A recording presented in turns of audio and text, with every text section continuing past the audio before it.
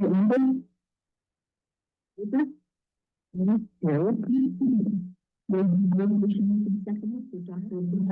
of our technical problems.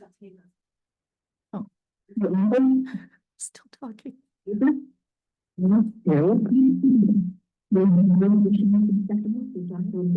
Because of our technical problems.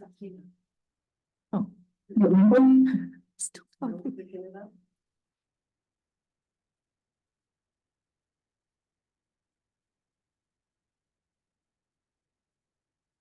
Okay, not too many words.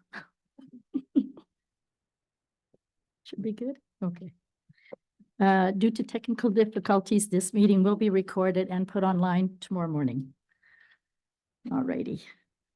We have adopted the agenda. I ask the clerk now to read the procedures for the public meeting, please. Okay, this is a public meeting to consider amendments to the zoning bylaw under the Planning Act, RSO 1990 as amended. This act requires that a public meeting be held to council passage of any zoning bylaw. If a person or public body does not make oral submissions at a public meeting or make written submissions to the municipality of Oliver Papoonge before the bylaw is passed, the person or public body is not entitled to appeal the decision of the municipality of Oliver Papoonge to the Ontario Land Tribunal and may not be added as a party to the hearing of an appeal before the Ontario Land Tribunal unless in the opinion of the tribunal there are reasonable grounds to do so. Thank you. If anyone has not signed in, would you please do so when you leave so that it's recorded that you've been at this meeting? The first item we have on our agenda this evening is a zoning bylaw amendment ZBLA 02-2024. This application is on behalf of the municipality of Oliver Papoonge for approval of a zoning bylaw amendment to remove the minimum square footage requirements on secondary accessory dwellings under all zones to permit smaller secondary accessory dwellings within Oliver Papoonge. I now ask the planning department, please, to summarize the report. Thank you. So on November 28th, 2022, royal assent was given to Bill 23 for the More Homes Built Faster Act.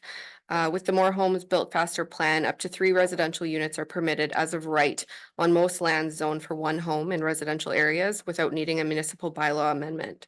While there seems to also be a push to permit tiny houses through this bill, nothing indicates that a municipality must permit tiny homes as principal dwellings. In a rural area such as Oliver Papoonge, permitting tiny homes as the principal dwelling has the potential to create a negative impact on our tax base. I do not believe it is this council's intention to permit tiny homes as primary dwellings or to change the appearance of our municipality as a whole. To meet the requirements of Bill 23, if we eliminate the minimum square footage on accessory or secondary dwellings within the municipality, we've met this goal without having to urbanize. The official plan, the primary purpose of the official plan is to provide for managing growth that will support and emphasize the municipality's character and have a positive impact on the quality of life for the citizens who live and work in Oliver Papoonge. Secondary dwelling units are laid out in section 3.27 of our official plan. Specifically, section 3.27.3 states that the zoning bylaw shall set out the standards for any lot development. As this housekeeping amendment proposes to eliminate the minimum square footage of secondary accessory dwellings in all of our zones, and the official plan does not provide for any size requirements, this application conforms to the official plan. Currently, our zoning bylaw provides for minimum square footage of dwellings in each residential zone. For example, the rural zone lists a minimum square footage of 80 square meters. Accessory secondary dwellings, as laid out in section 3.2 of the zoning bylaw, say such dwellings shall not exceed 105 square meters or 40% of the floor area of the principal dwelling, including the basement, whichever is less. As a result, accessory dwellings are currently very limited in that they must fall within the minimum square footage, but also not exceed the maximum size as outlined in the provisions of section 3.2. By eliminating the minimum square footage requirements, more affordable housing can be available to those that want or need it within Oliver Papoonge. The maximum square footage requirements will be maintained as they are currently provided under section 3.2.1 and 3.2.2 of our zoning bylaw. The construction of any new secondary or accessory dwelling requires a building permit and is subject to the Ontario Building Code minimums. The provincial policy statement requires that every Planning Act decision be consistent with the provincial policy statement. Section 1.4 of the PPS states, is specific to housing. 1.4.1 states that to provide for an appropriate range and mix of housing options and density is required to meet projected requirements of current and future residents. The proposed amendment will provide for an appropriate range and mix of housing options while still keeping our municipality's rural character and therefore complies with the provincial policy statement. Based on a review of the applicable policy documents, the proposed zoning bylaw amendment is consistent with our PPS and conforms to the official plan for the municipality of Oliver Papoonge. The only comments we received upon circulating the amendment were from the Lakehead Region Conservation Authority, stating that they have no objections to the approval of the amendment, but they did note that any structures within regulated areas will require a permit from the authority under Ontario Regulation 180-06. Thank you very much. I would ask if there are any supporters who wish to come forward and speak on behalf of this zoning amendment. As there is none, are there any objectors who would like to come forward and comment on this zoning bylaw? As there is not, council, do you have any questions of the planning department in regards to this? Councillor Viss? Yes, just for clarification, garden suites shall be permitted. What size are you allowing there? Is there a percentage or you've taken that out altogether? Garden suites are different because they're basically temporary zoning bylaws. So everything would be laid out So in that that. doesn't fall under what we're No, changing there. That's not the same thing. Okay, then the second one for clarification, it says, under interior accessory, the floor area of an interior accessory dwelling shall not exceed 60% or square meters or 40% of the floor area of a dwelling unit, including the basement. So in other words, if I have 1,500 square feet, I got 3,000 square feet. Is that what you're saying? Correct. Okay, that's fine. Then it says under 4, the interior accessory dwelling unit is not subject to a minimum dwelling floor area provided in the regulation. What do you mean in here? I just added that. That's the amendment. So that we don't have the in the rural zone that I gave the example of, we say 80 square meters. Yes. That it doesn't apply to the accessory dwelling. That's what that sentence is In for. other words, someone with a 1,500 square foot homes and a basement, Yep. that whole basement can be your secondary dwelling. No. No. It's still maxed out at the 105 square meters as it's laid out in the provisions. This is simply to eliminate the minimum square footage that's in the actual zones. So in the rural zone, it says 80 square meters. In the rural residential zone, I believe it says 70 square meters. But because we didn't say anything in the bylaw otherwise, any secondary dwelling was also subject to those regulations in the zone.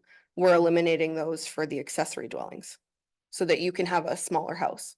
So that so in order that I am and everybody else is very clear, Mhm. let's use that 1,500 square foot floor and the 1,500 basement. Mhm. How large of a unit can I put in my basement?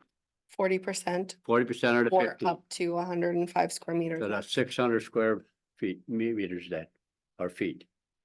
That's, I believe you. okay, all right, as long as we understand, okay, I just want to make sure. I'm You're clear still on that. maxed out. Nothing changes as far as the Okay. maximum size. It's the minimum size. Okay. I just wanted to be clear on that, so we knew what we're doing, so. That's all I have, just for clarification, I needed that, thank Is there you. any further questions of Councillor Peacock? Thank you. Just looking for clarification. We did have an application previously with regard to a second dwelling on a residence. And just wanted to ensure that it's the entire basement and not just the finished portion. It's only the finished portion. That's not what the bylaw says, though. That's what the building code says. So should that be clarified here somewhere that it's the finished portion of a basement? Not, I mean, this bylaw is very specifically just removing the minimum requirements. It's not changing the maximum, which is only where the basement would be relevant. If we're looking at changing other wording, that would be a different amendment. But every application is subject to the Ontario Building Code. Any further questions? Councillor Calvert? Through the chair, are we only allowed then one secondary dwelling? Is that what this says? Bill 23 allows up to 2. The two? Any further questions? As there is none, we will be considering this bylaw later on in this evening's meeting at a regular meeting. The second zoning bylaw amendment, ZBLA 03-2024. This application is again on behalf of the municipality of Oliver Papoonch for approval of a zoning bylaw amendment to correct the definition of a recycling facility as well as adding the use to applicable zones. I will ask the planner to please read her report. Thank you. During ongoing review of the municipality zoning bylaw, it was realized that there's a definition for a recycling facility, but that use itself is not permitted under any zone. To correct this issue, it was also determined that the definition should be improved to better capture the uses that are currently happening within the municipality. So the primary purpose again of the official plan is to provide for managing growth that will support and emphasize the municipality's character and have a positive impact on the quality of life for the citizens who live and work in Oliver Papoonch. The industrial designation and the policies are intended to promote development through the expansion of the existing industrial base and stimulation of new industrial and employment growth opportunities to provide for a strong and stable economy for the community.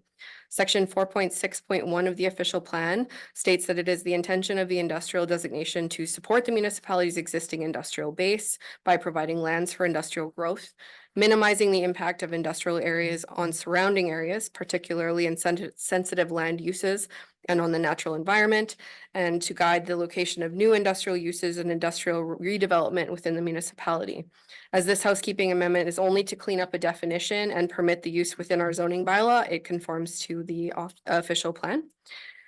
Currently, the zoning bylaw defines a recycling facility as a lot, building, or structure where used material is separated and processed prior to shipment to others who will use those materials to manufacture new products. The term does not include a salvage yard or wrecking yard. The term does not include accessory recycling activities undertaken by residents or businesses. An internal review of this definition suggests that it does not properly capture or differentiate between the existing uses within the municipality. As a result, it is proposed that the definition now reads as follows. So the recycling facility itself will not change by definition, but we will be adding A, B, and C. A would be a recycling depot, which is a facility that only collects recycled materials. B would be a recycling sorting facility, which is a facility that collects and sorts waste materials based on the material and recyclability. And C would be a recycling processing facility, which is a facility that collects, sorts, and uses chemical or mechanical means to process recyclables. Disposal of resultant materials from recyclable processing shall not be disposed of anywhere other than in the disposal industrial zone. In this scenario, a recycling depot would be permitted in table 11.1 under both light industrial and disposal industrial zones. A recycling sorting facility would be permitted in table 11.1 under both light industrial and heavy industrial zones. And a recycling processing facility would be permitted in table 11.1 under only the heavy industrial zone. The provincial policy statement requires that every Planning Act decision be consistent with the PPS. Section 1.6.10 specifically speaks to waste management, where it states that waste management systems need to be provided that are of an appropriate size and type to accommodate present and future requirements and facilitate, encourage, and promote reduction, reuse, and recycling objectives. Waste management systems shall be located and designed in accordance with provincial legislation and standards. This proposed amendment will provide for various recycling facilities currently operating within the municipality to be properly defined and permitted, and therefore complies with the provincial policy statement. The only comments that we received upon circulation of the application were once again from the Lakehead Region Conservation Authority, stating that they have no objections to the approval of the amendment, noting again that structures within the regulated area do require a permit from the authority. Thank you. I would now ask if there's any sponsors in the audience who would like to speak on this application. Are there any objectors that would like to speak in regards to this application? Is there any questions from council in regards to this application? Councillor Peacock? Thank you. I'm just wondering, could you possibly, as the planner, provide us with an idea as to where these existing properties are? Like the one, There's a recycling facility on Highway 61. 61, yes, There's the recycling facility at our landfills. right? There is the recycling facility at 26 Haniak Road. And then there is one on Twin City Crossroads as well. So which one of these sections does it fall under, or will they? Well, fall they're all, under? whatever the zoning is of those parcels right now is what we've established. So on Twin City Crossroads and 26 Haniak Road, they're both heavy industrial. On Highway 61, I believe it's light industrial, and then our landfills are disposal industrial. Okay, because when I was looking at the zoning map, it appears that the one down on the highway on 61 is institutional, but I could be wrong. The map is difficult to read. But I would like to see provisions be put into the zoning bylaw with regard, every other zoning has provisions in it with regard to fencing, obstructing access, location, site, whether the buildings have, whether there has to be an enclosed building, do we need universal site control? Like, should those things not be in the provisions of the zoning because they aren't listed? Like when you look under light industrial, it gives the zoning regulations, but there's no These aren't site specific. provisions. So I'm just looking for other provisions to go with light industrial, that's all. As there's nothing indicated in our zoning bylaw. Okay, I'm sorry, I'm not sure how that is applicable to this application tonight. We're simply adding a definition that doesn't currently exist properly and then allowing it in the zones where these activities already take place. So provisions are already laid out based on what exists. Anything that came before council as a new business would be subject to the same provisions that everybody else would be, like through the building code and zoning regulations. Okay, And do we have anyone that monitors any of that? Anyways, just a concern that things are gonna happen that we don't have any way of backing up that, you know, there is no fence, there is no buffer zone, there's no, you know, things like that. Would the applicant then have to ensure that the zoning bylaw as well as the official plan are complied with before a building permit is issued? It's my responsibility to confirm that. Okay. okay. Any further questions, the planner? No? Again, this application is going to be considered at our council meeting later this evening. I now have a resolution moved and seconded to adjourn the meeting, the time being 5:24 p.m., the public meeting. All in favor? Opposed? Carried. Could I ask one more question on the accessory buildings? You said there could be 3 on one property, but is there changes to the frontage you need? And like it's 200 by 400 normally. The frontage, is that going to stay the same, or can these houses be in a smaller area? Or how? Okay, I'll ask you to identify yourself so it can go on record, your name. Okay.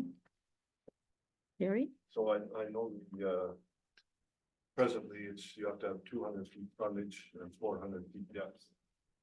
But now with these smaller accessory buildings, do they all have to have a certain frontage, or can they be like all on the same property? They have to be all on the same property. The front yard doesn't change. It's just what the property has. All other side yard, rear yard setbacks would have to still be met. So what would the lot size have to be for each accessory building? Well, all lot sizes are different and it depends what zone you fall in, what requirements you have to meet. So each individual property would be assessed as it came in. The main concern with the accessory secondary dwelling is whether or not the current well and the current septic can support the addition of the dwellings. That really said what funding would have to be. Well, you can't change the frontage of an existing property. There is no frontage requirements for an accessory dwelling. Your lot is your lot. You have to meet the frontage requirements. Like if it's 50 feet back from the road, that's still the requirement. But the actual frontage that you have along a maintained road is not relevant for an accessory dwelling.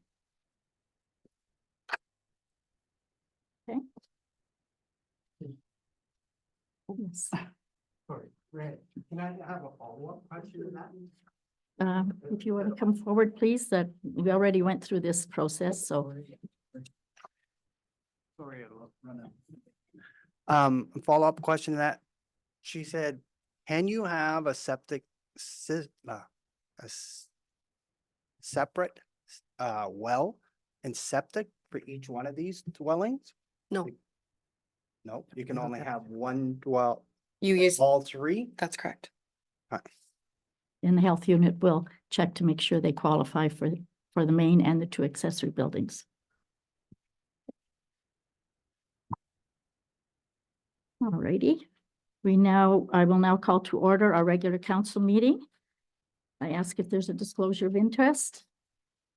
As there is none, I ask for, we have a resolution adopting the agenda. It's been moved and seconded with the following additional information to be discussed at our meeting. An email from Beth Ackenbrack requesting a total aquifer assessment of water quantity, recharge rate, and a total drainage management plan to manage all potential runoff and drainage with required mitigation. A letter from the Honorable Kinga Surma, Minister of Infrastructure, in regards to the 2024 Roma Conference. An email President's update of April of 2024. An email from the MNRF, a regulation in regards to the Minister's Permit and Review Powers Conservation Authorities Act, and also an invitation to Thunder Bay District Social Services Area Board's 25th anniversary celebration on April the 18th. This resolution again has been moved and seconded. Any further discussion? All in favor? Opposed? Carried. The first deputation we have this evening is from Lindsay Kozlowski for the OAS Murillo Fair. If you'd like to come forward, please. And just ensure that your light is on the microphone. So. Thank you. My name is Adrienne Davis, and I'm here on behalf of Lindsay, representing the Oliver Agricultural Society. I'm also a resident of Oliver Papoonge. So we have some items that we wanted to bring forward to the council for their support. We will be having a RCMP musical ride this summer, as well as the Murillo Fair. We would like to have it considered us be allowed to use the gate on Lawrence Drive for the RCMP musical ride and the Murillo Fair for emergency access only. We are also we are also putting our support forward to the request that Abbott's Carriages would like to offer carriage rides on the old racetrack during the Murillo Fair. I believe they have or will be putting a request through to council to use that. So the Murillo Fair is putting forward our support. They will have a booth at the fair that directs patrons to their carriage rides off of the fairgrounds property on the old racetrack. Thirdly, we want to discuss the fact that we will not be needing to use the community center during the fair. The RCMP musical ride will be coming here July 13th and 14th. We would kindly request the Oliver Papoonge municipality to help sponsor this event. It's well known and much looked forward to. And we would like it if the council can discuss any people or groups in the municipality that could be recognized as honored guests at the event. And we invite all municipal staff to come to the musical ride as well.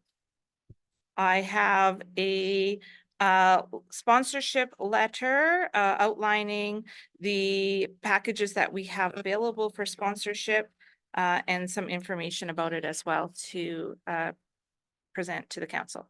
Thank you. Okay, now, I don't know if there's any specific questions anyone on council would have in regards, Councillor. Yes? Yes, I do. The use of Lawrence Drive, emergency only, is that correct? That is what we are requesting because during the fair, there's too much traffic to come in off of Oliver or Pole Line. And there could be traffic Yes. jams. So we Okay. want to make sure people can get out if needed. Second one is use of the old racetrack. How were you going to plan to get on the old racetrack? And you know that it's all ball fields, the whole middle portion, and how would you keep So whatever? the Merlot Fair, the Oliver Agricultural Society is not requesting use of the old racetrack. It is Abbott's Carriages who are going to be, or have, I'm not certain at this point, they will be requesting to use their old racetrack. And we're saying as the Oliver Agricultural Society that we support their request. I see. And that they will be the ones that will be organizing the rides. The Agricultural Society at the fair will simply be directing patrons to go to that area if they wish to use the carriage rides. So if the council does not support the use of that, that is something to be discussed with Abbott's Carriages. Okay, thank you. Any further questions? No? Well, thank you very much. And we will receive a report in your requests at a future meeting, but thanks for coming so early in the year. Thank you. And the next item we have is the 2023 hydrogeological study report on the Cooper Road project, and I believe it's Chris Peruse. Are you here? Oh, please come forward.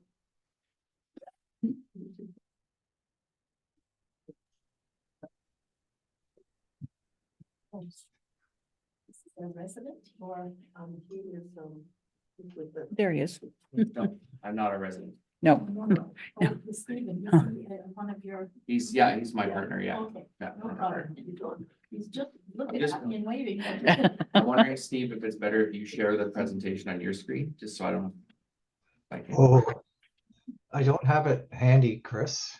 But just give me a second, okay?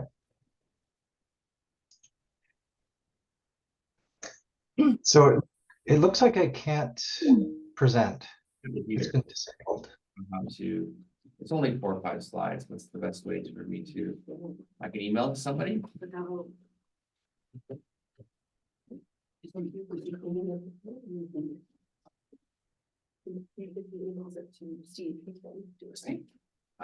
He's not able to share. No, I can make it so that they can share. Oh. Certainly has it.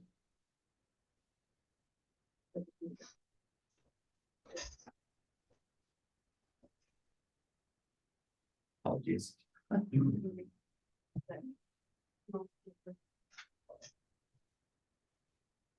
Or is it sharing?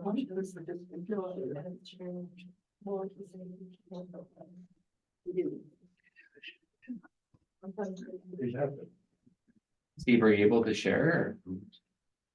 Or? It won't allow me. It's blocking me.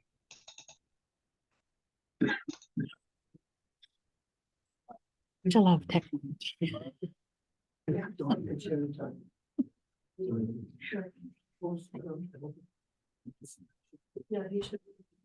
Try now, Steve.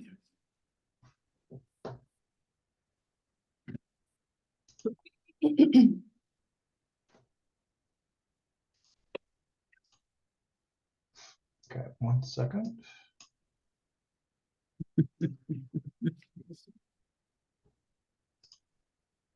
Arnie, we don't know.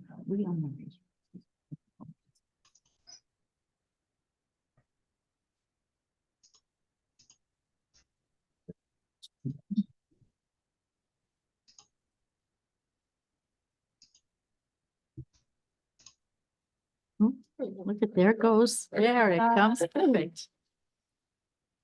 No. Or you can expand it. Find it, Steve. Start the slideshow. There we go. Just go to start the slideshow. You're asking me to do all these tricks. From the beginning, There you go. there we go. Okay. There we go. My mic's on now. Hi, my name is Chris Bruce. I'm a geoscientist with CSL. I'm the president of CSL. And on the call with me is Steve Livingston. He's an external expert to us. Steve's an experienced hydrogeologist like myself. We were approached by the owners of the property on Cooper Road to do a water quantity and quality assessment to support the 12 lot subdivision. You want to go to the next slide, Steve?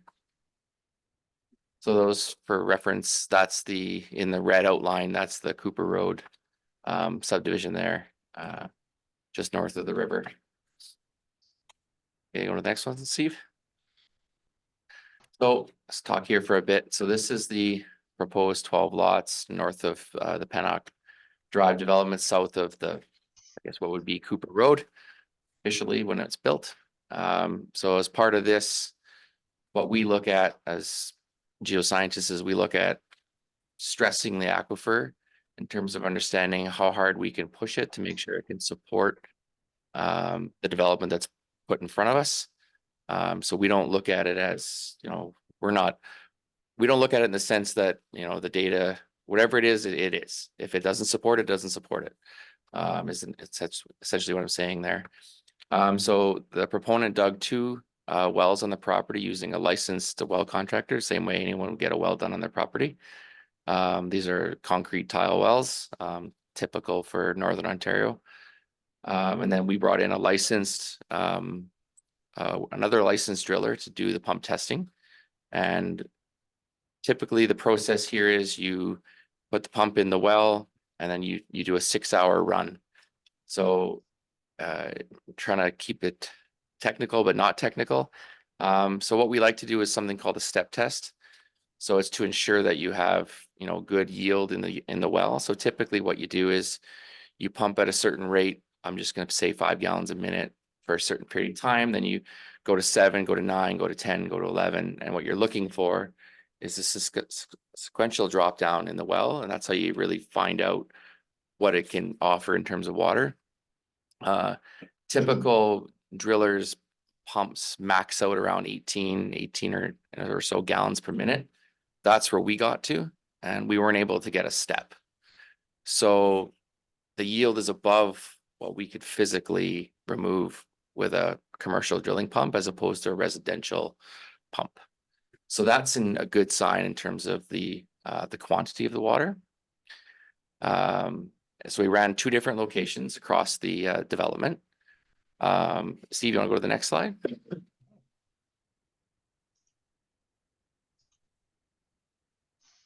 So this is an important slide. This is a good talking point. So those little curves, those little dotted curves, what those are showing is where the water is coming from. So it's pulling from the open end. So you imagine those arrows pushing up from Pennock Drive towards the Cooper Road development. So if you think about it this way, if there was an environmental incident on a Pennock property, that property would have the ability to impact the Cooper Road development, not the other way around. So from a concern over quality, this is a good thing. This is pushing it away from residential development, drawing it away from. So it supports the notion of, it reduces the risk on the contamination side, if that was a concern. This is a very important point to talk about because this is one of the biggest concerns for whether we light industrial, heavy industrial in proximity to residential developments in rural settings where you don't have municipal supplied water. So this is a huge point for this project. It does, however, also mean that it is drawing water from that direction. But that goes back to the point about us not being able to stress it enough. So when we look at that, we look at the amount of water we can pull out over 12 lots, given a normal, I think the high end on the code was 5 gallons a minute. And even that is high for even a moderate size commercial building. Just don't, like with toilets and sinks and, barring a major car wash, there'd be really no need to draw water at that rate. Now, this being said, it still doesn't remove the need for the health unit to be involved in septic placement, the need for the individuals to have properly installed wells. All this, it plays into a factor. The water quality, typical for Northern Ontario, you are going to get exceedances from time to time for low level bacteria. They do exist in the soil. The results of the water quality are not out of the normal in terms of what the average residential person would have to put for filtration, whether it's UV light, an iron filter, a sediment filter of some kind, if that's what, you know, what was going on in the particular lot. Now, quality may vary from lot to lot to lot, but it's generally consistent with what we see across the north in terms of dug wells. This one in particular, this area has very high sustaining yield, which means that, you know, the influx of water after pumping is incredibly high. We were able to get drawdown in both the wells after several hours at like 18 gallons a minute, which again, roughly 3 times what we would consider to be a maximum. And then the recovery rate was incredibly high. It jolts back, which means that the sand aquifer that we're essentially using is extensive. You want to go to the next slide, Steve? Sounds good. You want to maybe talk a little bit about this one, Steve, just in terms of Yeah, I wanted to just, after we did the water balance and we looked at the capture zones, and those capture zones would be very sort of similar to, say, the Roslyn wellhead protection study. It all fits in together in terms of identifying the individual capture zones, but with that, you also identify the potential threats that could be within that capture zone. So you saw in our report that we also included a mechanism for a risk management plan, groundwater protection frameworks, so that as the buildings and the lots are developed, the new owners would also be entrusted with preserving and making sure that the water quality remains in good shape and potable for the future.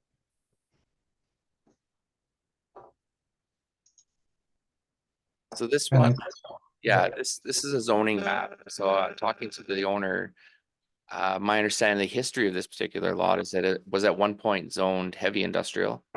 And they worked to rezone it a step down to light industrial, removing a few options that are available for the property. Now under the light industrial, it does permit things that they don't want to see in that area, 2 of which are sewage treatment plants and gas stations or gas bars. So the owner is willing to have essentially a removal of that particular items off of the that would be available for that property in an effort to ensure that the area is kept safe, and there isn't a high risk of environmental pollution or such like that. So going through what's allowed in the municipalities light industrial, those were 2 that they immediately felt that would be removed from being available for this particular development.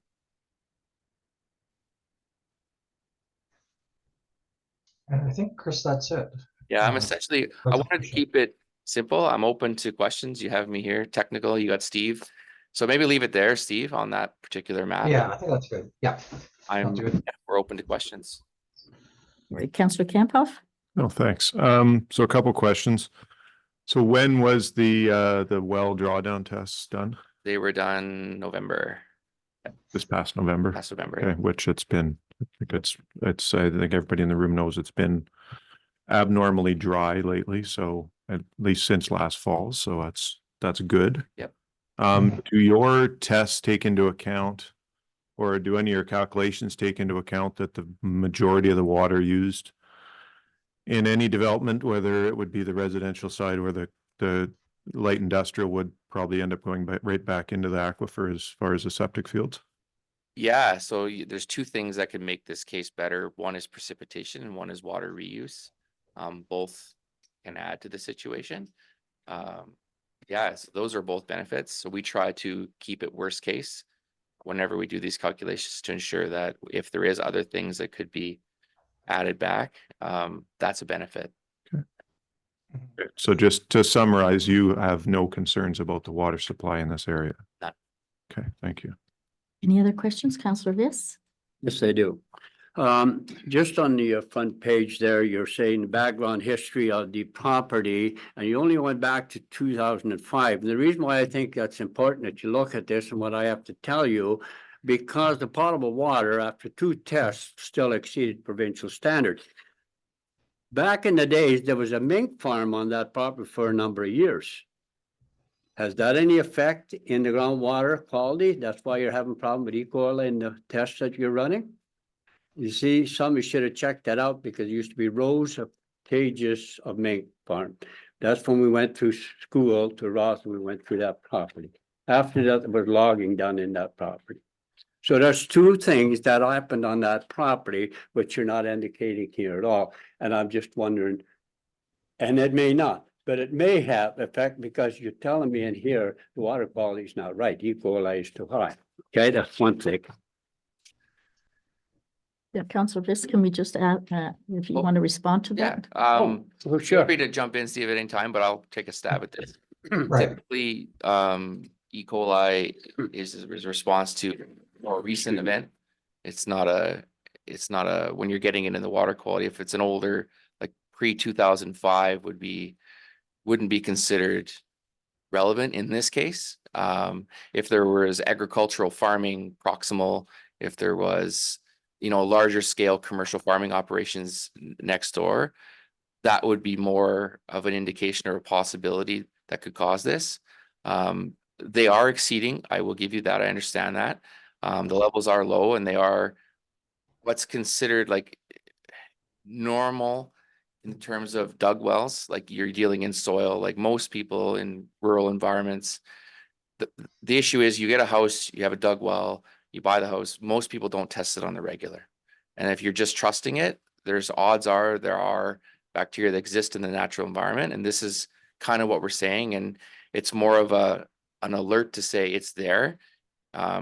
They should treat for it. They should check it, whether it's through UV light or some sort of a disinfection process.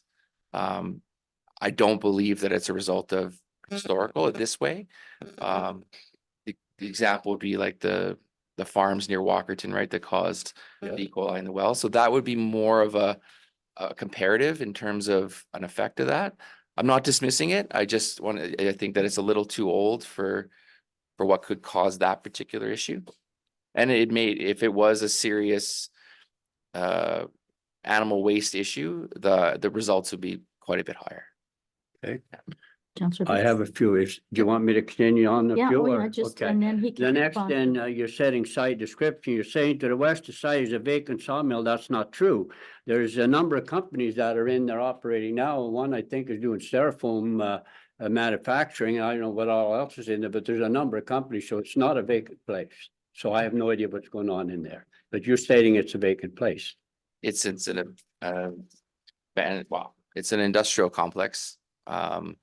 That one, I believe, is also looking to do a development that's not related to this. Now, I mean, I will say this, when you have multiple developments like this, I believe that, sort of first one to come to the table. Now, if this were to pass through and these 12 lots went through, would that have an effect on the ability of that other lot to the north to further subdivide?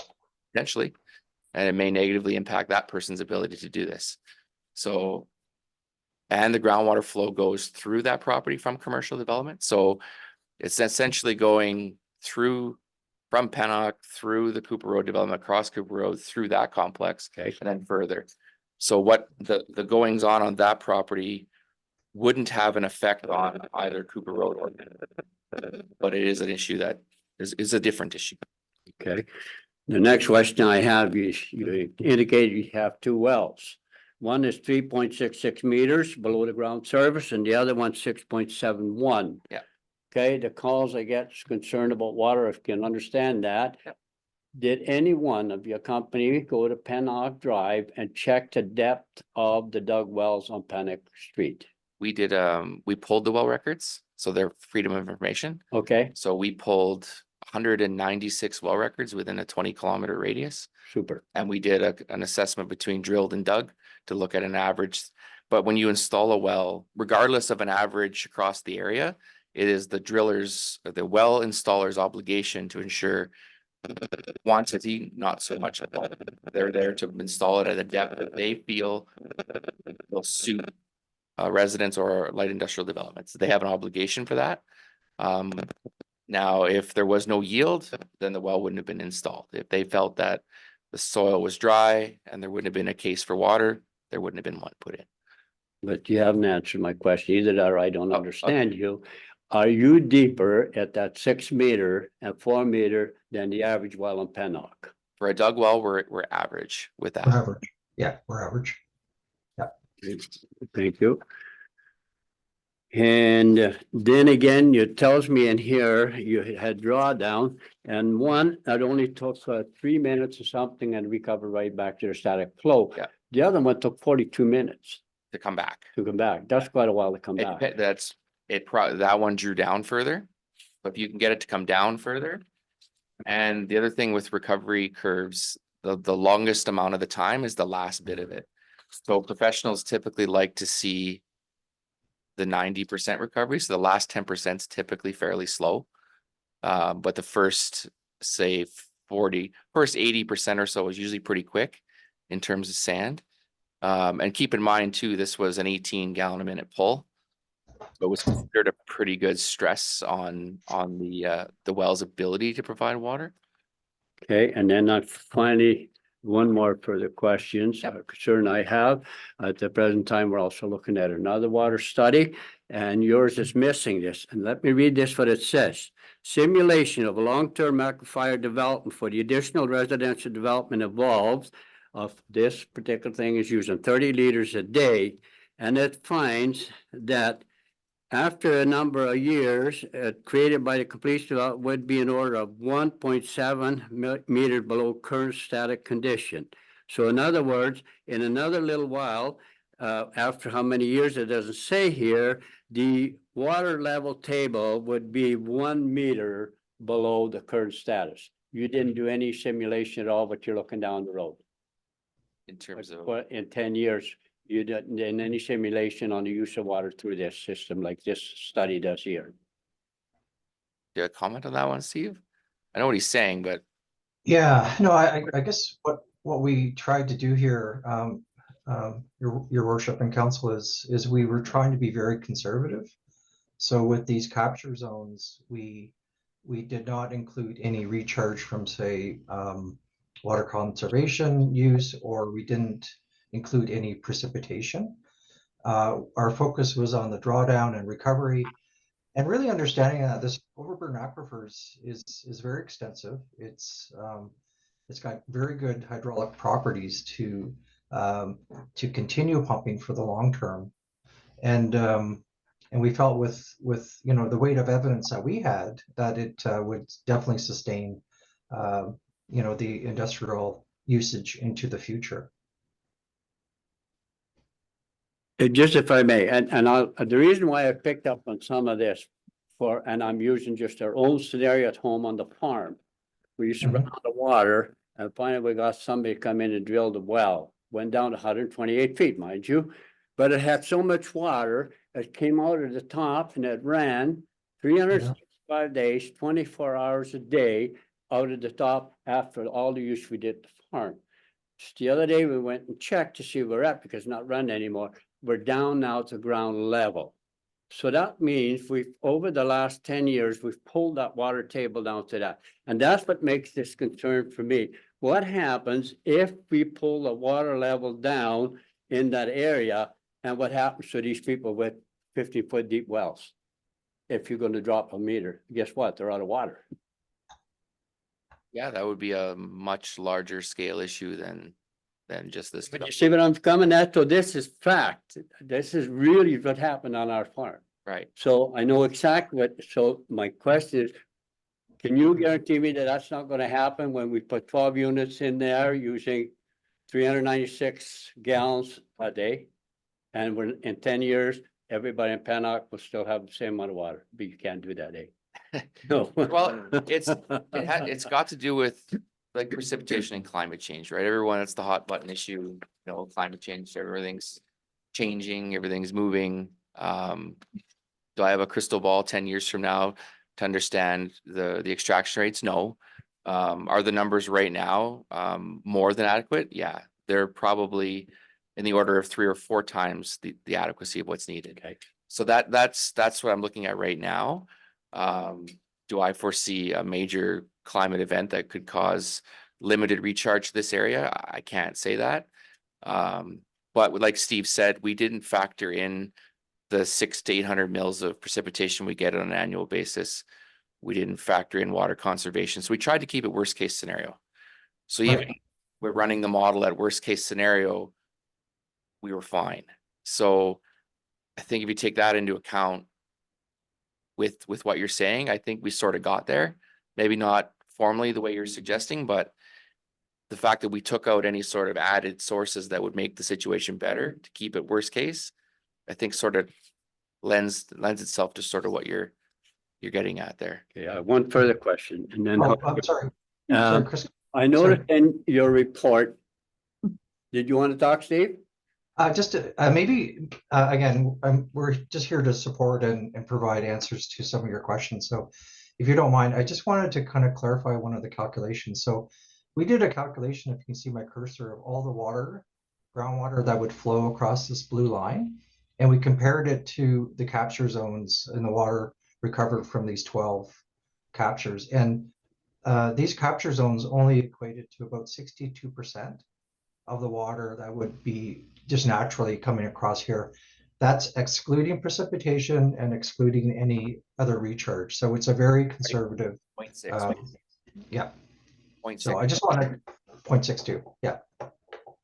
Just, it sounded like you said 62%, so it was a lot. Oh, I'm sorry. 62. Yeah. Yeah, quite a bit. The other, and that's your water conservation that you were talking about here. And I picked up on that.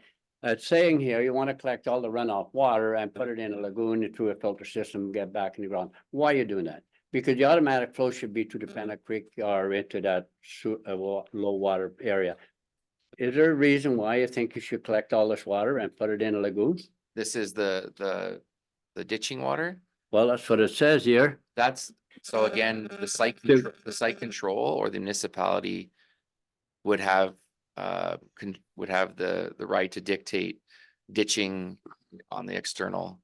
And I believe the owner put in ditching years ago around that property. And that was all, I think that's all been done. Closed in. I believe so. Yeah, I don't exactly. believe there's any plans to pond, and there's no need to pond and collect it. That's just, I think that was there as a provisional item. Those type of things don't have to be done. This would just be a standard subdivision in terms of road ditching, whatever your municipality normally does. Well, it just says here, the measures could consist of directing precipitation from lots into filtration swales or ponds. And I just wondered, why are you trying to put that in there if it's not a concern? Because it'll automatically flow to low spot, which is towards Vibrant Road anyway, because that's all swamp in there. Correct. That's the direction. And that's why I wondered why you had that in there. Were you nervous about running short of water? That's where you No. got that 0.62%. That's more of that would be more of a risk if there was or that bought one of these lots that had a business that was a concern or had a risk. That would be I maybe see something what that you're would be saying. blended later on. That line doesn't necessarily play to the conservation of the water, more protection of the creeks and whatnot. If there was a land user that had something that was, that had a risk to the municipality, essentially. Well, thank you. That just some of the things I picked up Yeah, in your no. report, and so I need clarification on it because Yeah. that's the concern we have. 100%. Yeah, that's good. Good question. Councillor Peacock? Thank you. With regard to page 18 of your report, Yep. The wellhead protection and water quality impacts. On the second paragraph, it says to protect existing and future drinking waters or sources, a development source water protection plan should be developed and shared with future landowners. So what would that entail? So that would be very similar to a source water protection study that maybe you saw, say, at Roslyn or other WAPA studies. It would be a very simple strategy, if you will, to share with future landowners and operators, just to know what threats could occur during their operations. And it's one of those things where I think it's a real communication piece, so that people understand, you know, how to conserve water, how to protect water, and how to protect the aquifer. And I guess my thought is that that type of information would be developed and then shared with the potential owners. And one further question with regard to that, it was suggested earlier that on the development of these 12 lots, that sewage treatment plants and gas bars would not be allowed. How do we as a municipality ensure that that's allowable use under light industrial We just put it in the subdivision agreement. in the subdivision agreement? Okay. Because it also says, waste disposal sites, again, on page 18, waste disposal sites established, operating and maintained. These sites are defined as both receiving and generating of waste. And those things are, listed as drinking water quality threat activities. Now, would the, bylaw that we're looking at to pass with regard to recycling, would that be considered waste disposal site type of activity that then would not be allowed down Cooper Road? This property is light industrial, so they would only be allowed to do the recycling facility that I stated earlier was permitted in that zone. But again, this report says that it should not be allowed.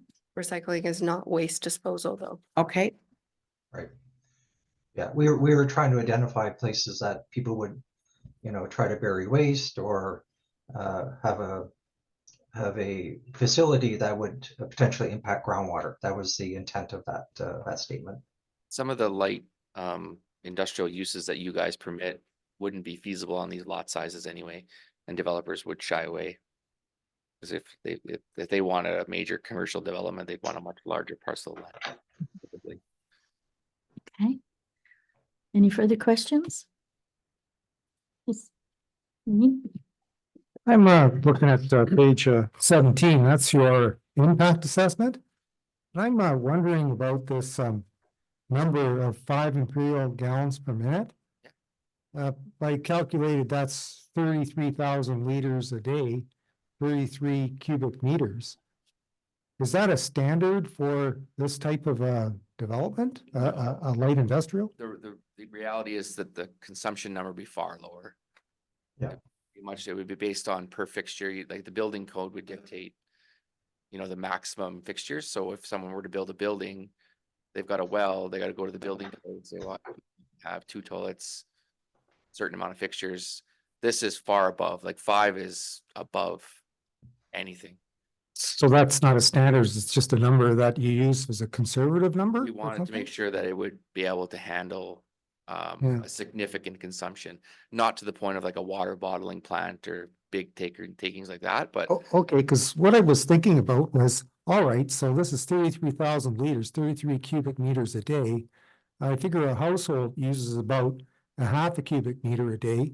So this would be like each place is say 60 households, so that's 720 households. If you got 12 lots. and you can't physically put that much on there. So that's all positive support in that sense, right? Because you can't ever get that number. You'd never be able to take it. And in the province of Ontario, you're allowed to take up 50,000 liters a day unpermitted, right? So that's an extreme number. Like that's commercial water taking activities. Like even a water bottling plant wouldn't even consume at that rate. Yeah, we're expecting these owners to be very kind of low water users. You know, there's no showers, baths, no probably big dishwashers, no hot tubs. You know, it would be very light use, probably some gray water, drinking water. So I think we're very conservative with our calculations. Councillor Calvert? Yes, I just have a question about the treatment of the water and then Yeah. after the water's been treated, the usable water, and then there's the untreated water there goes back into the system then, back into the aquifer. Yeah, so it's gonna function like a typical residential lot in terms of it'll have a well, a septic field, attenuation zone for the septic field, like a normal side by side residential area, same sort of concept would apply there. They'd have to have setbacks for the septic distances from the well. There's wellhead protection, like the building code would have distances that the well can be proximal to the business or the buildings. Septic setbacks from, the lot lines, the well setback from the lot lines, all that stuff would happen. Okay, any other questions, Councillor Vince? Just one more. On the conclusion recommendation, did the developer look at this and accept all your recommendation? What's happening? For instance, it says in here, the aquifer protection risk management measures are recommended to be drafted, communicated to the landowner, so he knows what he has to do. And it also that the licensed well driller should recommend a depth is only 4 meters deep, so they're not to exceed that, or they should not exceed that. Is you any problem with any of your recommendation that you got here? I think that's just standard recommendations for anyone in a development, like you're gonna want some sort of a documentation of, how to be protective of the water to your neighbor, right? That's in essence what that's meant to cover, And who right? monitors that? You or me?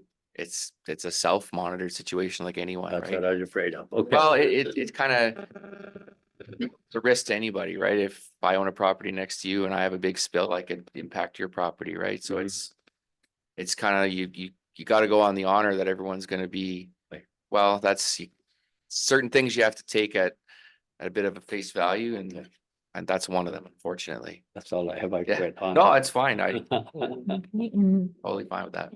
Karen? Sorry, just to also respond further to that. We're going to put conditions in place, obviously, for draft approval. And once the, excuse me, once the lots are created, every lot is going to be given site plan control. It's going to say that you have to register on title these water specifications and everything like that. So that's through our agreement as well. Okay. Good. Mhm. Councillor Peacock? Thank you. Later on in our agenda, we do have a number of letters received from residents. Just wondering how they will be dealt with on an individual basis, or how will that work? And does the developer or these gentlemen have access to these concerns that the residents have given us? Yes, they would, because it's public knowledge. They would be given this information and it will be addressed in the draft of subdivision, or they will be investigated, or, we are accepting them as part of the agreement. Their concerns, they're very similar. Most of them have the same concern. Yep. Okay, Okay? Yep. No other questions? All righty, thank you very much. Thank you for coming this evening. Oh, thank you. Yeah, thank you. Thanks for having me online. Really appreciate the opportunity to speak to you. Airline. Everyone here. Right, thank you very much. The next item we have on our agenda is a resolution moved and seconded that the minutes of the council meeting held on March 27th be approved. Were there any errors or omissions? Well, it's again, the resolution has been moved and seconded. I call for a vote. All in favor? Opposed, carried. Is there any discussion on those minutes, page 12 to 25?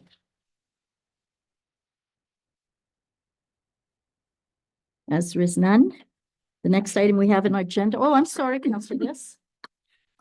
Excuse me, page 150145, the Ontario Power Generation Grand Zamboni advertising. Have we done anything on that? Where we're at with that? Zamboni advertising? No, that's still in the work. We don't have a report on that at this point. no. No, we don't have the Zamboni yet.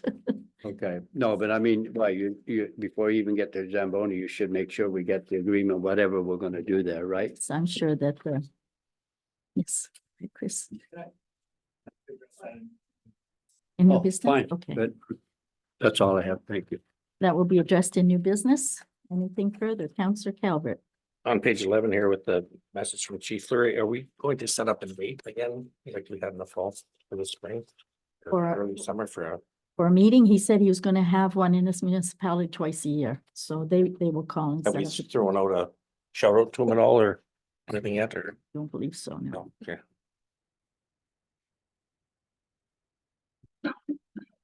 Okay, any other items? Now we have a report from Larry Ayers, bylaw enforcement officer for March 2024. It's on page 26. Are there any questions or concerns or thoughts on the items on that report? Page 26, Councillor Viss? Just again, a question, unless it's confidential on your zoning issue, what's the problem on the zoning? The resident, the property's not sold for the use that the property owner is using it for. They pulled that and give until the end of May to rectify the situation, or charges will come for. Thank you. Any other questions on any of the items on page 26? The bylaw enforcement officer's report? Yes, Larry? The two dog things on King George Park Drive are totally different. The warning letter was sent to the one, the dog at large, and nothing's happened since. The barking dog one, the neighbor didn't want to get involved. But I did give the neighbor a warning ticket in regards to the barking dog and haven't received a call back. Thank you. Is there anything further to this report? No? Anything, any other items the councillors would like to discuss or bring to the bylaw enforcement officer? Not at this time. Okay, thank you very much. You too. Next item we have is minutes of the Fire and Emergency Services meeting held on March 19th. It's for information only. Is there any questions of our fire chief in regards to that? Those meeting minutes, and it's page 27 to 32. Councillor Peacock? Thank you. Do we have regulations with regard to fireworks as to when they can be set off? I see we're still with ongoing with regard to the fireworks bylaw. But I know the city only has certain days that you can set them off, so I'm just wondering, are we the same here or they can go anytime? Right now, it's pretty general on when they can set it off. Part of the review that I'm trying to get to, we'll kind of tighten that. The release of fireworks, and tighten the parameters up a bit on that. I noticed that people post online if they're having fireworks, so that if you're on social media, you see that someone's having it in the area, which is kind of them as well. Just didn't want to lose a dog like they did down on River Road. Okay, Councillor Calvert? Just is there a fire ban on right now or are we just at regular permit usage right now? It's regular permit uses. So what I did was, we do allow some daytime burning during the winter months. You know, as you remember, a month ago or so, we were snow free and responded to a couple grass fires. So it was a reminder that there's no daytime burning allowed. And now we're into the regular fire season, so it's normal rules apply. Okay, thank you. So again, right now, there's no daytime fires allowed? No. Okay. Any other questions of the fire chief? Does the fire chief have anything to bring forth to us? No, Not at this nothing time. this evening? Okay, thank you. Then we have a report from the building department for January, February, and March. Looks like our cost of construction year to date is over 1 million again for the first 3 months. Is any comments or questions in regards to the building, or sorry, to the building department report? None? Okay. Then we have the monthly planning report, and I will pass it to Carrie. Thank you. So we approved the application for a lot addition in March. And this Thursday, we have the 2 applications that are listed under April applications. 1 lot addition and 1 new lot. Okay. And those, I guess, we'll be looking for comment for tonight. Okay, so then the first one is application 1B0824, which is a lot. It's Addition. a lot addition. Mm. Was there any questions or concerns from the council in regards to that? Councillor Peacock? How did this happen? How did they get this little tiny piece that isn't theirs, that the driveway's on? And unless I'm not reading this map correctly, I just don't understand how that was created. Did the road move, or how was this even found out that this family doesn't own that little tiny piece of property? The owners are just looking to capture the driveway to the property. I'm not sure I understand the question. It wasn't a road in there, it was a driveway. Yes. Yeah, Yep, the access appears to be off Harstone. Mhm. But when I look at the parcel of land that little triangle is being added to, it's right in the middle of an existing parcel of land. Am I incorrect in that? I just highlighted the spot because I expanded it so that you could see it That's just bigger. to show what that is. Oh, okay. I So was this just isn't trying to his- make it clearer because the triangle that they're doing for the lot addition is so small. Only adding to this wall here. Just that little corner. To- Obviously, they can't use that corner, so. Okay. All right, I misunderstood the map. Thank you. any other concerns or questions on this application? So the resolution has been moved and seconded that in respect to application number 1B0824, council's comments are no concerns. It's been moved and seconded. All in favor? Opposed? Carried. And the next one is application 1B0924 in regards to a proposed new lot. Is there any concerns of council in regards to this or questions in regards to this application? Councillor Peacock? Thank you again. Did the consent lapse? I see on the last page, it says to correct a legal issue from a consent from 2008. So when they originally, I'm not sure if I put it in or if it's just in my planning report for the committee. These 3 lots that are showing on the sketch were all one parcel. So what happened was when they did the consent originally, for some reason, they did the consent on the middle lot. Which was fine as long as everyone owned, like each piece was owned separately. But when these folks, Eric and Tara Moore, purchased both of these properties, they merged. Because for some reason, the consent was given similar to how a lot addition would be given. So the consent lapsed when they merged. So this is just a correction. The applicants themselves are not paying for it. It was an internal error that happened back in, I don't recall when it happened, but and it was only discovered because they did the easement application last year. So this is just correcting a lot that exists but doesn't exist legally that should exist. That So should exist, okay. So is there any concerns of any of the council? So this is resolution moved and seconded that our comment to Committee of Adjustment will be no concerns. All in favor? Opposed? Carried. Next report we have is on page 57 to 60, which is the minutes of the Committee of Adjustment meeting held on February the 8th.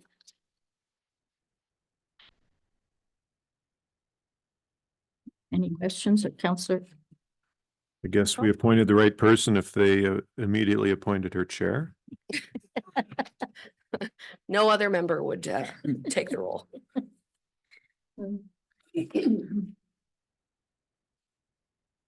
Any other comments on the minutes? No, all righty. Then we have a resolution in regards to zoning bylaw amendment ZBLA 02-2024. The resolution has been moved and seconded, authorizing the passing of that bylaw, being a bylaw to amend the municipality of Oliver Papunch's comprehensive zoning bylaw 01-2019. Any discussion? Councillor Peacock? Thank you. On page 63, the last line says interior accessory dwelling units are not permitted in a development or a private street. Do we have any private streets that within the municipality? Not that I'm aware of, no. Okay, and I'm still looking for clarification to say it has to be a finished portion of the basement. I can't seem to find that I in the believe, zoning I bylaw. believe the planner said that's part of the building Part of the building. building Building code. code. So when they go Okay. to do it, the building code will specify it's finished basement only. Okay, Okay, so again, we have the resolution moved and seconded to authorize the passing of bylaw number 28-2024. Any further comments or concerns? All in favor? Opposed? Carried. And then we have a resolution moved and seconded in regards to authorizing the passing of bylaw number 29-2024, being a bylaw to amend the municipality of Oliver Papoonja's comprehensive zoning bylaw. And this one is in regards to defining the different recycling facilities. Any discussion? All in favor? Opposed? Carried. Then we have a deputation response, 2024.76, in regards to page 70 to 71. And this is for your information only. Is there any discussion, any questions? None, okay. And then we have a resolution approving the purchase of doors and windows, the Roslyn and Morello Community Centers to Langdon Gas. And there has been a report on page 22, 72 and 73. Any discussion? All in favor? Opposed? Carried. Reports of committees, we have the Thunder Bay District Health Unit minutes, the library minutes, the DSAB, Thunder Bay District DSAB Board minutes, and the Lakehead Regional Conservation minutes. Was there any discussion or questions on any of those boards minutes? No, all righty. We now have the bylaws. First bylaw is ZBLA 02-2024, which is secondary accessory dwellings. The resolution, or sorry, the bylaw has been moved and seconded. Any discussion? All in favor? Opposed? Carried. And then we have ZBLA 03-2024, which is to correct the definition of a recycling facility, and this bylaw has been moved and seconded. Any discussion? All in favor? Opposed? Carried. We then have a list of all previously presented letters in regards to topics that we received numerous letters on. The rest of the action items are A, B, request to increase the tile drain loan limit. I would ask the agricultural counselors if they have a comment on this. Counselor Viss. Cheers support this, has been moved for 20 years, and we all know the dog and stuff is going way up by the way. Yeah. I would like us to use how we support that. Okay, so we'll have a resolution brought forth at the next meeting, or Just curious, do we have any tile loans on the books? I don't By think so. loans? We haven't No, had any for I years. see a head shaking. No, over there. From John. No. Have we ever had, we have had them. Yes, Yeah. Yeah, we did. I was gonna say, yeah, I haven't seen them for years. we did have Yeah. it, for- Yes, oh, yes. but many years ago. For a Yeah. while. Mhm. Multiple. The Templeman drain. Okay, so we will have a resolution to that subject at our next meeting. Then we have a resolution moved and seconded in regarding to the housing funding. Is there any concerns or questions in regards to this one? The resolution has been moved and seconded. All in favor? Opposed? Carried. Then we have a letter. A letter from the public, the clerk of Ash Bell and Norwood in regards to concerns raised with the Auditor General recommending that we close all regional laboratories. It was brought forward both by Councillor Peacock and myself at a previous meeting that this was being discussed by the province, and I think we should support this. You should be giving people allow people to have free testing for certain chemicals or Germs. Okay, so we will bring that back to our next meeting. Then we have a resolution from the Township of Terrace Bay calling upon Roma and Ogra to reestablish the combined annual conference. Your thoughts on that?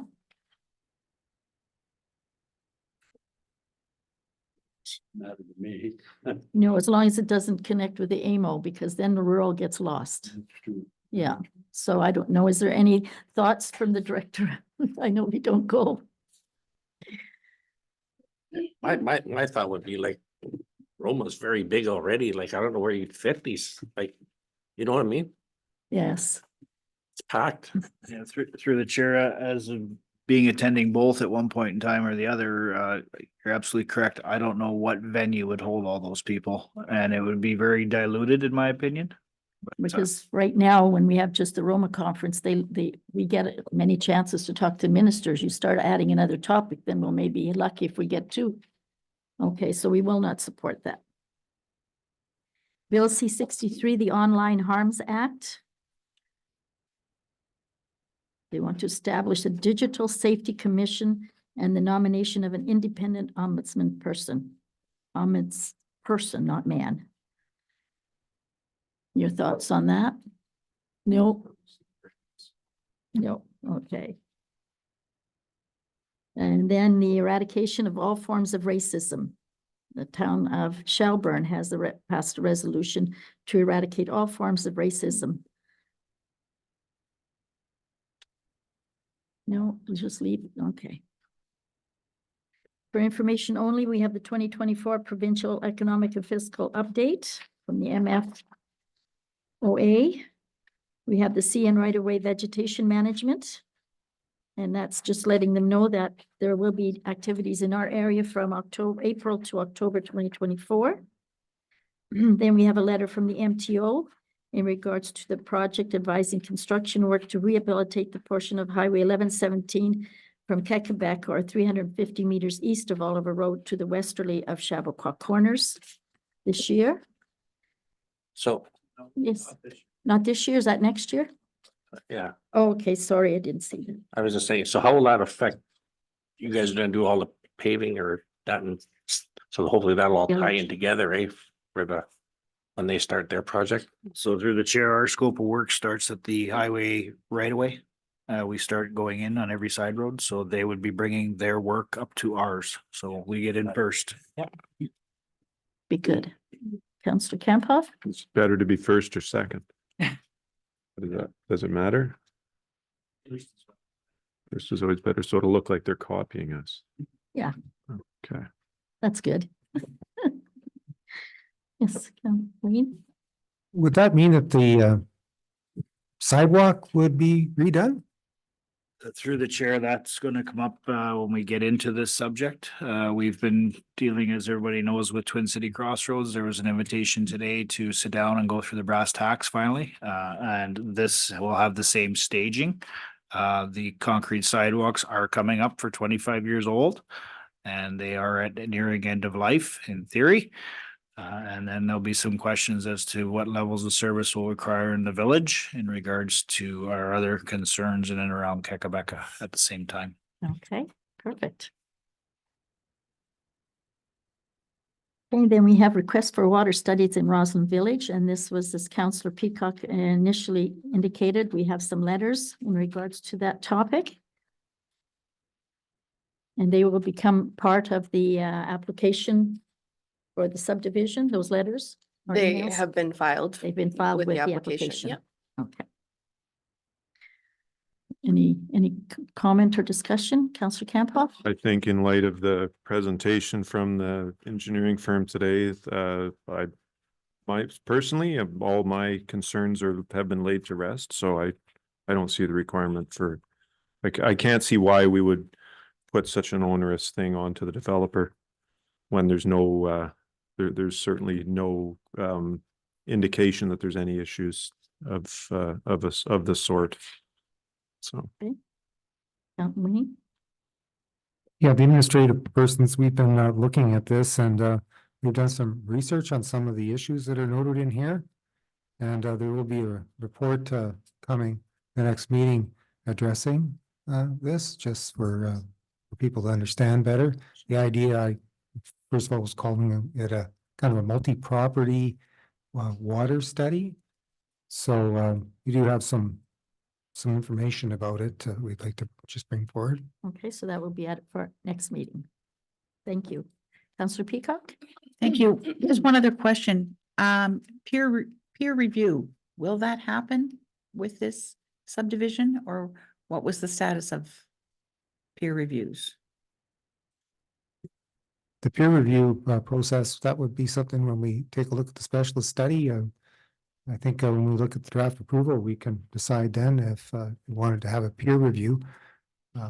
That's when, well, the administrative people, we will take a look at the policy and see whether we think a peer review is warranted. But I wasn't thinking that would happen until the draft approval, which is planning on coming up soon. Thank you. Anything else? And then we have a 2024 NOMA conference and annual general meeting. They've sent us a draft updated agenda for your information.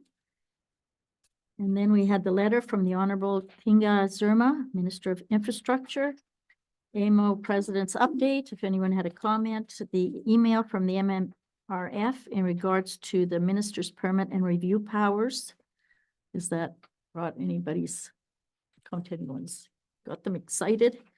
And an invitation to the TV DSAB's 25th anniversary celebration. I received one and I did send back, I responded and said I will be there to represent municipality of Oliver Punj. Also, I was on the board chair of the board for 6 years, so I think I should be going there. And also the Rural Covered Food Bank had no representative, so I'll just put them all together in one. But I'm sure that if you wish to go, there wouldn't be any objection to more than one person coming from the municipality, so it's up to you. All righty, any new business? Councillor Viss. None. Councillor Calvert. Just that I attended the opening ceremonies here at the Northern Ontario's Curling Club. That was a very, very successful event according to everyone, and I was very grateful to be part of it. Thank you. Thank you, Dan. Councillor Kemphoff. Councillor Peacock. Thank you. I have a few things to catch up on. I noticed that with the tender that was out for the road work, I think it's finished the 11th, I think, is when we closed the tenders for the Kakabeka, or for, yes, the Kakabeka as well as Roslyn.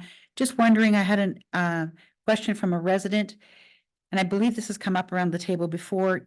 Is there an opportunity to put either a 3 or a 4-way stop at the corner of Roslyn Road and Vibert? Just to slow down the traffic? Just wondering if that would be an option at all when redoing that road, if it could be considered anyways. Best of luck to the Cam River Fighting Walleye and representing Oliver Papoonge with their pursuit of the Bill Salaman Cup. Wishing them all the luck and putting us on the map as far as the hockey world. Unfortunately, the racetrack, even though they had front page news, not once was it mentioned that the racetrack was in Oliver Papoonge. So that was kind of disappointing.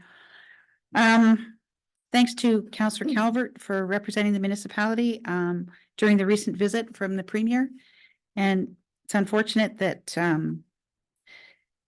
the rest of council weren't made aware of of him attending the municipality prior to him being here. It was just announced in the media, but hopefully next time when he's here, he'll be here with some funding for us. So, and we do have local organizers for the roadside cleanup.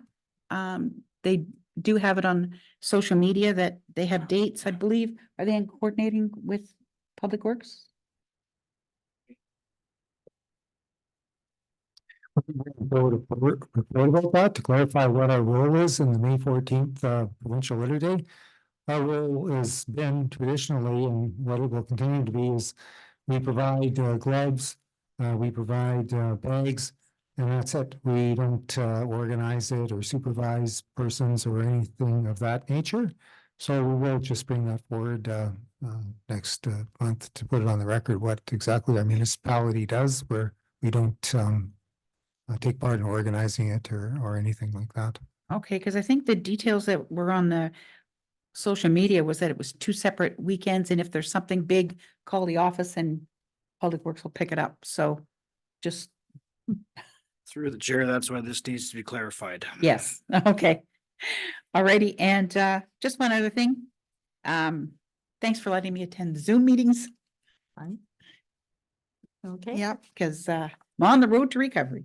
It's good. Terrific to see you back here at the table. Thank you.